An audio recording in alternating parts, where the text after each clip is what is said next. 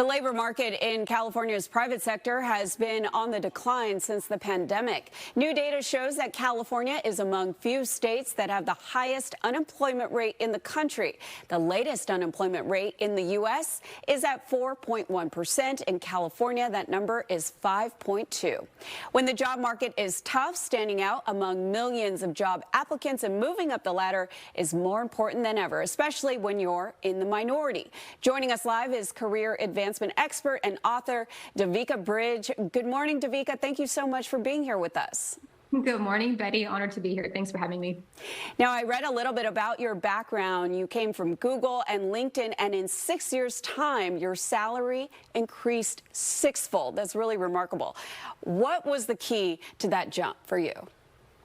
Honestly, it was embracing and driving self-advocacy. As a woman of color and other demographics, like people of color and immigrants, we're often told not to advocate for ourselves, to fly under the radar in the workplace, and to play it safe so you don't lose opportunity and that your job is not at risk. And so I had to spend a lot of time on learning that and really practicing effective self-advocacy. And once I embraced that and knew the frameworks around it, that's when my career started to take off.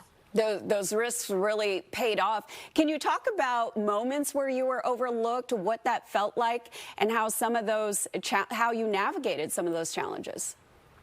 Absolutely. You know, when you are a key contributor to any business and you are getting recognition in terms of your name being elevated across the organization or the company, but you're not actually receiving the tangible rewards and incentives like promotions or salary increases, it can feel really defeating, especially when you see, colleagues who maybe aren't doing as much or haven't been in the company as long. It could be really defeating.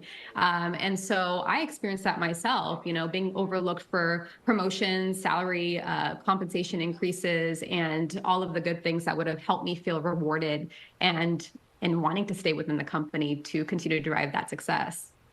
So speaking up really did pay off for you. What are some actionable steps that people can take to accelerate their own careers? A few things is right now, especially with the stats you shared around the unemployment, it's really important for you to tap into your network. LinkedIn is a really great opportunity for you to see who you're connected with, see who works at the companies you're interested in that are hiring, and have that pathway into the doors that would have been otherwise challenging, especially in this time right now. Another thing is to increase your online presence. So really lean into your achievements and your contributions and make that shine.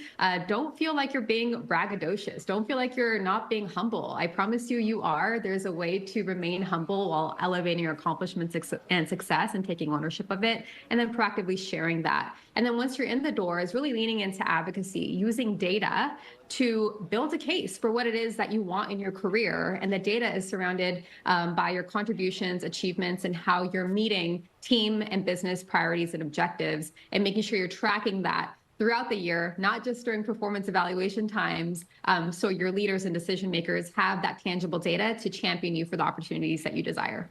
I often hear that imposter syndrome holds people back. What are some tips to overcome that challenge, which is pretty common? It is common. And, I often tell people we think of imposter syndrome related to specific demographics, but it's actually a lot of individuals across all demographics experience it. And so there's two, suggestions that I have for you to mitigate that. One is to speak positively back to yourself. So when you think about imposter syndrome, it's often that negative mindset that, those negative thoughts that get into our heads and that we let manifest, that we let marinate, and then we start to feel insecure in the workplace. Do I belong here? Am I smart enough to be here? Am I equipped to be here? But if you really start talking back to yourself and saying, when you have those thoughts, no, I do belong here because I was hired here. No, I do belong here because I just finished this project. No, I do belong here because X, Y, Z. Whatever that looks like to you, it's really important to speak back to yourself and train your mind against those negative thoughts that come up kind of organically for most people. And the second thing is really lean into your community. So whether that is a mentor, maybe it's a parent or a sibling or a best friend, maybe it's a member of your employee resource group, but it's really important to stay in community with people who are going through similar challenges so you can uplift one another. And Devika, tell us about your new book, Thrive in Color. I'm so excited about Thrive in Color. It is a career advancement playbook. While it can be received and most people will get such tremendous value from it, I did write it with a heart to serve people of color just because of the nuanced experiences that they have in the workplace, especially mitigating corporate politics and other unfair situations that might occur. So Thrive in Color really is a playbook for you to understand how do you drive career advancement in an empowered way, but also navigate some of those challenges that you might experience throughout your career in a powerful way as well. Congrats on the book, Devika Bridge, career and leadership expert and author. Thank you for sharing those practical tips with us this morning.